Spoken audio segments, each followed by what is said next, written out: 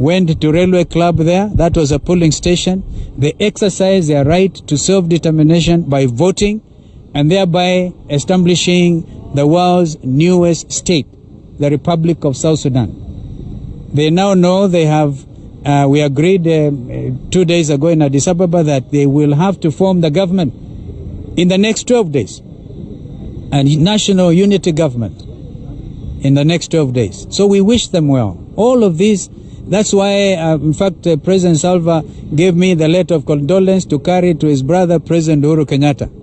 Yeah, so if you see President Uhuru Kenyatta, please tell him I'm carrying a message from his brother. And I have to give it to him. And also the same with Prime Minister Abe.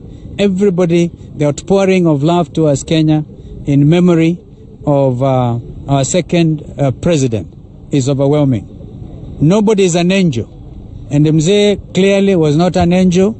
He could get angry. He could do, and I remember myself very solidly when in 1991 we had to repeal Article 2A of our Constitution in order to re-establish multi-party democracy. Mzee was very clear. There were some who felt, no, we should not go that way. But alisema wa Kenya tulio wengi tukae pamoja. You know, if you watch those clips that are going around, kisema viongozi wasirukeruke, kurukaruka hapa na pale. Yeah?